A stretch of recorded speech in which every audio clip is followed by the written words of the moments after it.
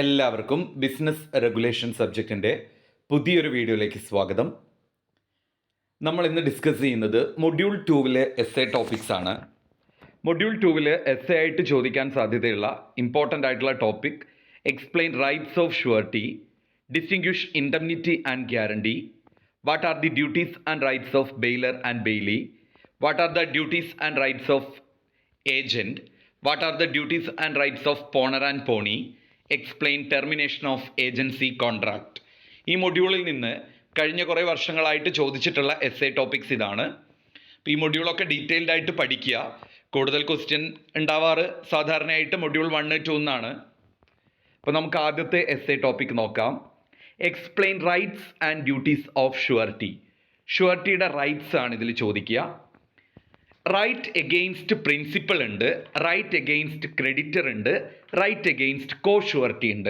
ആദ്യം നിങ്ങൾ അത് മനസ്സിലാക്കുക. ഷുവർട്ടിയുടെ റൈറ്റ്സ് ചോദിക്കുകയാണെങ്കിൽ 3 പേരോടുള്ള റൈറ്റ്സ് നമ്മൾ അവിടെ എഴുതണം. ഒന്ന് പ്രിൻസിപ്പൽ ഡെപ്റ്റർ ആണ്, ഒന്ന് ക്രെഡിറ്റർ ആണ്, ഒന്ന് കോ ഷുവർട്ടി ആണ്. ആദ്യം നമുക്ക് റൈറ്റ് എഗെയിൻസ്റ്റ് പ്രിൻസിപ്പൽ, ഷുവർട്ടിയുടെ പ്രിൻസിപ്പൽ ഡെപ്റ്റർക്ക് എഗെയിൻസ്റ്റ് ആയിട്ടുള്ള റൈറ്റ് ഒന്ന് റൈറ്റ് ഓഫ് സബ്രോഗേഷൻ ആണ്. എന്ന് വെച്ച് കഴിഞ്ഞാൽ പ്രിൻസിപ്പൽ ഡെപ്റ്റർക്ക് പൈസ അടച്ചു തീർക്കുന്നതിൽ എന്തെങ്കിലും ഡീഫോൾട്ട് വരുത്തിയാൽ ഷുവർട്ടിക്ക് ക്രെഡിറ്റർക്ക് ആവശ്യമായ പണം കൊടുത്തതിന് ശേഷം ക്രെഡിറ്റർക്കെതിരെ ഡെപ്റ്റർക്ക് ഉണ്ടായിരുന്ന ആ അവകാശം ഷുവർട്ടിക്ക് നേടാം. അതിനെയാണ് റൈറ്റ് ഓഫ് സബ്രോഗേഷൻ എന്ന് പറയുന്നത്. അപ്പം നിങ്ങളിപ്പോൾ ലാസ്റ്റ് ടൈം പഠിക്കുമ്പോൾ ഇതിൻ്റെ മീനിങ് ഒന്നും മനസ്സിലാക്കി പഠിക്കാനുള്ള ടൈമൊന്നും ആർക്കുണ്ടാവില്ല. പക്ഷേ നിങ്ങൾ ഇതിൻ്റെ ഒരു പോയിന്റ് ഓർത്ത് വെക്കുക. ഷുവർട്ടിയുടെ 3 റൈറ്റ് നമ്മൾ പറഞ്ഞു. Right against principal debtor, right against creditor, right against co surety. അതിൽ ഒന്നാമത്തത് റൈറ്റ് എഗെയിൻസ്റ്റ് പ്രിൻസിപ്പൽ ഡെപ്റ്റർ ആണ്. അതിൽ 2 പോയിന്റാണ് വരുന്നത്, റൈറ്റ് ഓഫ് സബ്രോഗേഷനും റൈറ്റ് ഓഫ് ഇൻഡംനിറ്റിയും. റൈറ്റ് ഓഫ് സബ്രോഗേഷൻ എന്ന് പറഞ്ഞാൽ പ്രിൻസിപ്പൽ ഡെപ്റ്റർ അടച്ചു തീർക്കാനുള്ള പൈസയിൽ എന്തെങ്കിലും ഒരു ഡീഫോൾട്ട് വരുത്തിയാൽ ആ പൈസ ഷുവർട്ടി അടയ്ക്കുകയും എന്നിട്ട് ക്രെഡിറ്റർക്ക് ആ ഒരു പ്രിൻസിപ്പൽ ഡെപ്റ്ററിൽ എന്തൊക്കെ റൈറ്റ്സ് ആണോ ഉണ്ടായിരുന്നത് ആ റൈറ്റ്സ് എല്ലാം തന്നെ ആര് നേടുന്നു? ഷുവർട്ടി നേടുന്നു. അതാണ് റൈറ്റ് ഓഫ് സബ്രോഗേഷൻ. അടുത്തതാണ് right to indemnity. Right to indemnity എന്ന് പറഞ്ഞു കഴിഞ്ഞാൽ പ്രിൻസിപ്പൽ ഡെപ്റ്റർ ക്യാഷ് കൊടുത്തില്ലെങ്കിൽ അത് ഷുവർട്ടി കൊടുത്തോളും. പ്രിൻസിപ്പൽ ഡെപ്റ്റർക്ക് ബാധ്യതയില്ല എന്നൊരു പോയിന്റ് അല്ല അവിടെ. ഷുവർട്ടിക്ക് പിന്നീട് ക്യാഷ് കൊടുക്കണം, ഇല്ലെങ്കിൽ ഷുവർട്ടിക്ക് കേസ് ഫയൽ ചെയ്യാം നഷ്ടപരിഹാരത്തിന്. അതിനെയാണ് റൈറ്റ് ടു ക്ലെയിം ഇൻഡംനിറ്റി എന്ന് പറയുന്നത്. റൈറ്റ് ടു ക്ലെയിം ഇൻഡംനിറ്റി എന്ന് പറഞ്ഞാൽ ഷുവർട്ടി എന്ത് ചെയ്യും? പ്രിൻസിപ്പൽ ഡെപ്റ്ററുടെ പൈസ ക്രെഡിറ്റർക്ക് അടച്ചു കൊടുക്കും. അപ്പോൾ ക്രെഡിറ്റർ പ്രിൻസിപ്പൽ ഡെപ്റ്റർ പിന്നീട് ആ പൈസ ആർക്ക് കൊടുക്കണം? ഷുവർട്ടിക്ക് കൊടുക്കണം. അങ്ങനെ കൊടുത്തിട്ടില്ലെങ്കിൽ നഷ്ടപരിഹാരത്തിന് ഷുവർട്ടിക്ക് എന്ത് ചെയ്യാം? സ്യൂ ചെയ്യാൻ സാധിക്കും. അടുത്തതാണ് റൈറ്റ് എഗെയിൻസ്റ്റ് ക്രെഡിറ്റർ. ക്രെഡിറ്റർക്കെതിരെ ഷുവർട്ടിക്കുള്ള റൈറ്റ്സ് നോക്കിക്കോളൂ. Right to security, right to claim set off, right of subrogation വീണ്ടും വരുന്നുണ്ട്, right to insist on creditor suing. ഈ 4 റൈറ്റാണ് റൈറ്റ് എഗെയിൻസ്റ്റ് ക്രെഡിറ്റർ.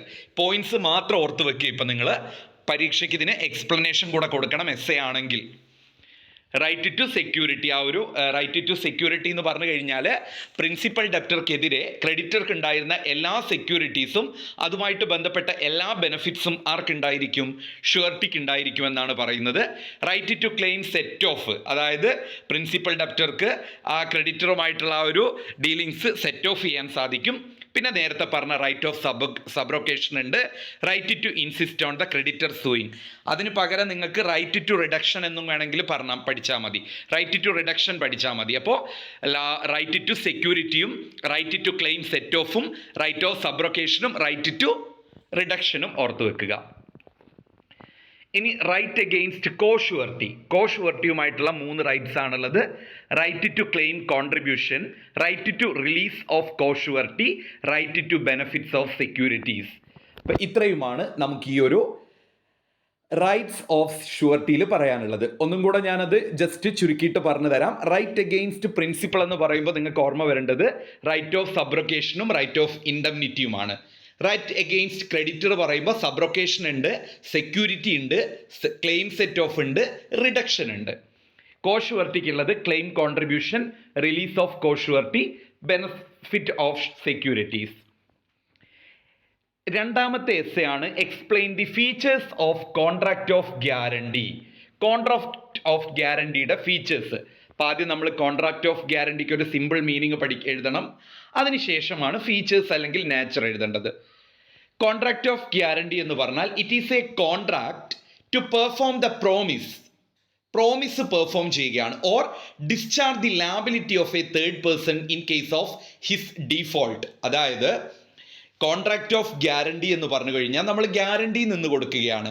ഒരു വ്യക്തി മറ്റൊരു വ്യക്തിക്കൊരു പൈസ കൊടുക്കാനുണ്ട്, അതിനിടയിൽ അയാൾ കൊടുത്തിട്ടില്ലെങ്കിൽ ഞാൻ ആ ദിവസം കൊടുക്കാമെന്ന് പറഞ്ഞുകൊണ്ട് ഒരു ഗ്യാരണ്ടി നിൽക്കുന്നതിനെയാണ് കോൺട്രാക്ട് ഓഫ് ഗ്യാരണ്ടി എന്ന് പറയുന്നത്. അപ്പം നിങ്ങളിത് ഇനിയും കോൺട്രാക്ട് ഓഫ് ഗ്യാരണ്ടി മനസ്സിലാവാത്തവരാണെങ്കിൽ ഇങ്ങനെ പഠിച്ചു വെക്കുക. ഇറ്റ് ഈസ് എ കോൺട്രാക്റ്റ് ആണത്, എല്ലാവർക്കും അറിയാം. ടു പെർഫോം ദ പ്രോമിസ്, നമ്മുടെ ആ ഒരു പ്രോമിസ് പെർഫോം ചെയ്യുന്ന ഒരു കോൺട്രാക്റ്റ് ആണ്. ആ ഒരു ലൈൻ പഠിക്കുക ആദ്യം. It is a contract to perform the promise of a third person in case of his default. ഒരു തേർഡ് പേഴ്സൺ എന്തെങ്കിലും ഒരു ഡീഫോൾട്ട് നടത്തിയാൽ അതാണ് അവിടെ വേണ്ടത്. ഇതിൻ്റെ ഫീച്ചേഴ്സ് അല്ലെങ്കിൽ നാച്ചർ എസ്സേ ആണെങ്കിൽ പോയിന്റ്സ് എക്സ്പ്ലെയിൻ ചെയ്യണം. 3 പാർട്ടീസ് ഇവിടെ ഉണ്ടായിരിക്കും. ഈ ഒരു കോൺട്രാക്റ്റിൽ 3 പാർട്ടീസ് ഉണ്ടായിരിക്കും. ആരൊക്കെയാണ്? പ്രിൻസിപ്പൽ ഡെപ്റ്റർ ഉണ്ടായിരിക്കും, ക്രെഡിറ്റർ ഉണ്ടായിരിക്കും, ഷുവർട്ടി ഉണ്ടായിരിക്കും. അതേപോലെ തന്നെ 3 പാർട്ടീസ് ഉള്ളത് കൊണ്ട് തന്നെ ഇവിടെ 3 കോൺട്രാക്ട്സ് ഉണ്ടായിരിക്കും. അതുപോലെ കപ്പാസിറ്റി ടു കോൺട്രാക്ട്സ്. ആർക്കൊക്കെയാണ് കോൺട്രാക്റ്റിൽ എൻ്റർ ചെയ്യാനുള്ള കപ്പാസിറ്റി? കോൺകറൻസ്, സമ്മതം ഉണ്ടായിരിക്കണം. സമ്മതമില്ലാതെ ഒരു കോൺട്രാക്ട് ഓഫ് ഗ്യാരണ്ടിയിൽ എൻ്റർ ചെയ്യാൻ സാധിക്കില്ല. At the request of the principal debtor. Principal ഡെപ്റ്ററിൻ്റെ റിക്വസ്റ്റ് പ്രകാരമായിരിക്കും കോൺട്രാക്റ്റിൽ ഏർപ്പെടുന്നത്. ഇവിടെ ഒരു ഡെപ്റ്റ്, ഒരു കടം ഉണ്ടായിരിക്കും. അത് കൊടുക്കാൻ വേണ്ടിയിട്ടാണല്ലോ നമ്മൾ അവിടെ ഒരു ഗ്യാരണ്ടി നിൽക്കുന്നത്. കൺസിഡറേഷൻ, ഒരു വാല്യൂ ഉണ്ടായിരിക്കും, മണി വാല്യൂ ഉണ്ടായിരിക്കും. ഫ്രീ കൺസെൻറ്റ്, 3 പാർട്ടീസും പരസ്പര സമ്മതത്തോടു കൂടിയായിരിക്കണം കോൺട്രാക്റ്റിൽ ഏർപ്പെടുന്നത്. റൈറ്റിംഗ് നോട്ട് നെസസറി, അതിൻ്റെ മറ്റ് ലീഗൽ ഫോർമാലിറ്റീസ് അത്യാവശ്യമല്ല. അതുപോലെ ഒരു കോൺട്രാക്റ്റിലുള്ള മറ്റ് എലമെൻറ്റുകളും കൂടെ ഇതിൽ ഉൾപ്പെടും. അപ്പം ഇത് നിങ്ങൾക്ക് ഗ്യാരണ്ടിയുടെ ഫീച്ചേഴ്സ് അല്ലെങ്കിൽ നാച്ചർ അല്ലെങ്കിൽ എസെൻഷ്യൽസ് ചോദിച്ചാൽ ഒരുവിധം പോയിന്റ്സ് ഒക്കെ നിങ്ങൾക്ക് ഇപ്പോൾ എഴുതാൻ പറ്റും. 3 പാർട്ടീസ് ഉണ്ട്, 3 കോൺട്രാക്റ്റ് ഉണ്ട്, കോൺകറൻസ് സമ്മതം ഉണ്ട്, കപ്പാസിറ്റി ടു കോൺട്രാക്റ്റ് ഉണ്ട്, ഡെപ്റ്റ് ഉണ്ടായിരിക്കണം, consideration, free consent, writing not necessary, ഇതൊക്കെയാണ് വരുന്നത്. ഇനി കഴിഞ്ഞ വർഷം ചോദിച്ചിട്ടുള്ള ഒരു എസ്സേ ടോപ്പിക് ആയിരുന്നു distinguish contract of indemnity and contract of guarantee. Contract of ഇൻഡംനിറ്റിയും കോൺട്രാക്ട് ഓഫ് ഗ്യാരണ്ടിയും തമ്മിലുള്ള വ്യത്യാസം. ടെക്സ്റ്റ് വെച്ച് പഠിക്കുമ്പോൾ നിങ്ങൾക്ക് ഭയങ്കര പ്രയാസം ഉണ്ടാവും. ഒരുപാട് വലിയ പോയിന്റ് ആണുള്ളത്. അപ്പോൾ നമ്മൾ അതിനെ ഒന്ന് ഷോർട്ട് ആക്കിയിട്ടുണ്ട്. ഈ രീതിയിൽ എഴുതിയാൽ മതി. Contract of indemnity, number of parties are 2. Contract of ഇൻഡംനിറ്റിയിൽ 2 പാർട്ടീസ് ആണുള്ളത്. കോൺട്രാക്ട് ഓഫ് ഗ്യാരണ്ടിയിൽ നമ്പർ ഓഫ് പാർട്ടീസ് ആർ 3. അപ്പോൾ ഒന്നാമത്തെ പോയിന്റ് പഠിച്ചു. ഇൻഡംനിറ്റി കോൺട്രാക്റ്റിൽ 2 പാർട്ടീസ് ആണ്, ഗ്യാരണ്ടി കോൺട്രാക്റ്റിൽ 3 പാർട്ടീസ് ആണ്. ഇൻഡംനിറ്റി കോൺട്രാക്റ്റിൽ നമ്പർ ഓഫ് കോൺട്രാക്ട്സ് ആർ 1. ഒരു കോൺട്രാക്റ്റ് മാത്രമേ ഇൻഡംനിറ്റിയിലുള്ളൂ. അങ്ങനെ ഓർത്താൽ മതി. ഇൻഡംനിറ്റിയിൽ 1 കോൺട്രാക്ട്, കോൺട്രാക്ട് ഓഫ് ഗ്യാരണ്ടിയിൽ 3 കോൺട്രാക്റ്റ് ഉണ്ട്. ഇപ്പം 2 പോയിന്റ് നമ്മൾ പഠിച്ചു. കോൺട്രാക്ട് ഓഫ് ഇൻഡംനിറ്റിയിൽ 2 പാർട്ടീസ്, ഗ്യാരണ്ടിയിൽ 3 പാർട്ടീസ്. കോൺട്രാക്റ്റ് ഇൻഡംനിറ്റിയിൽ 1 ആണ്, കോൺട്രാക്റ്റ് ഗ്യാരണ്ടിയിൽ 3 ആണ്. മൂന്നാമത്തെ ഡിഫറൻസ്, ഇൻഡംനിറ്റി കോൺട്രാക്റ്റിലെ പാർട്ടീസ് ആരൊക്കെയാണെന്ന് നമുക്ക് എഴുതാം. 2 പാർട്ടീസ് ആണുള്ളത്. ആരൊക്കെയാണ്? Parties are indemnifier and ഇൻഡംനിഫൈഡ്.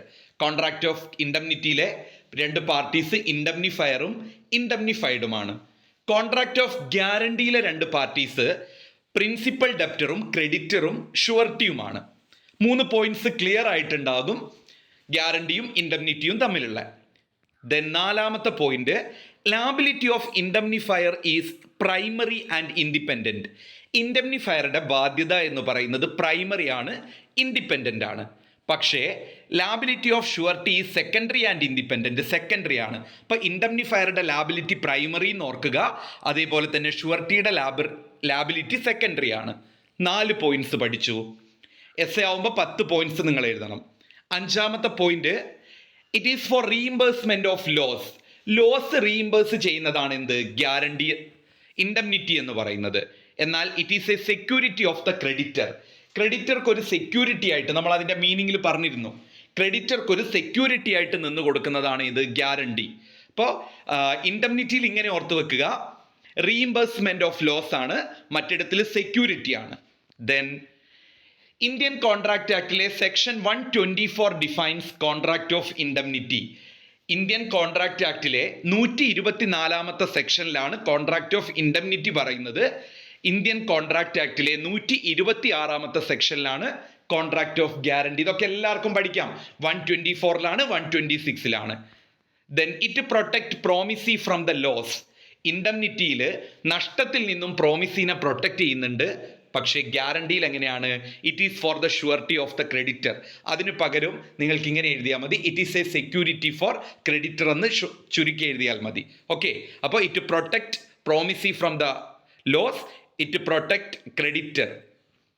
It compensate for the ലോസിന് കോമ്പൻസേറ്റ് ചെയ്യും. പക്ഷേ ഇവിടെ ഇറ്റ് പ്രൊവൈഡ് അഷുറൻസ്, ഒരു ഉറപ്പാണ് നൽകുന്നത്. ദെൻ കൺസിഡറേഷൻ മസ്റ്റ് ആയിട്ടും ഉണ്ടായിരിക്കണം കോൺട്രാക്ട് ഓഫ് ഇൻഡംനിറ്റിയിൽ. ഗ്യാരണ്ടിയിൽ എല്ലാ പാർട്ടീസും തമ്മിൽ ഒരു സെപ്പറേറ്റ് കൺസിഡറേഷൻ റിക്വയർഡ് അല്ല എന്നാണ് പറയുന്നത്. 9 പോയിന്റ് നമ്മൾ ഇതിൽ ഉൾപ്പെടുത്തിയിട്ടുണ്ട്. ഒരു പോയിന്റ് നിങ്ങൾക്ക് ഇതിൻ്റെ രണ്ടിൻ്റെയും മീനിങ് ആയിട്ടും എഴുതണം. അപ്പോൾ നമുക്കൊന്നുകൂടെ ഇൻഡംനിറ്റിയും ഗ്യാരണ്ടിയും തമ്മിലുള്ള ഡിഫറൻസ് നോക്കാം. നമ്പർ ഓഫ് പാർട്ടീസ് 2 ആണ്, ഗ്യാരണ്ടിയിൽ നമ്പർ ഓഫ് പാർട്ടീസ് 3 ആണ്. കോൺട്രാക്ട് ഓഫ് ഇൻഡംനിറ്റിയിൽ നമ്പർ ഓഫ് കോൺട്രാക്ട് 1 ആണ്, കോൺട്രാക്ട് ഓഫ് ഗ്യാരണ്ടിയിൽ നമ്പർ ഓഫ് കോൺട്രാക്ട് 3 ആണ്. ദെൻ പാർട്ടീസ് ഇൻഡംനിഫയറും ഇൻഡംനിഫൈഡുമാണ്. ദെൻ കോൺട്രാക്ട് ഓഫ് ഗ്യാരണ്ടിയിലെ പാർട്ടീസ് പ്രിൻസിപ്പൽ ഡെപ്റ്ററും ക്രെഡിറ്ററും ഷുവർട്ടിയുമാണ്. ദെൻ കോൺട്രാക്ട് ഓഫ് ഇൻഡംനിറ്റിയിൽ ഇൻഡംനിഫയറുടെ ലാബിലിറ്റി പ്രൈമറി ആയിരിക്കും, കോൺട്രാക്ട് ഓഫ് ഗ്യാരണ്ടിയിൽ ഷുവർട്ടിയുടെ ലാബിലിറ്റി സെക്കൻഡറി ആയിരിക്കും. റീഇംബേഴ്സ്മെന്റ് ഓഫ് ലോസ് ആണ് ഇൻഡംനിറ്റി, സെക്യൂരിറ്റി ആണ് ഗ്യാരണ്ടി. ദെൻ സെക്ഷൻ 124ലാണ് കോൺട്രാക്ട് ഓഫ് ഇൻഡംനിറ്റി പറയുന്നത്, സെക്ഷൻ 126 ആണ് കോൺട്രാക്ട് ഓഫ് ഗ്യാരണ്ടി പറയുന്നത്.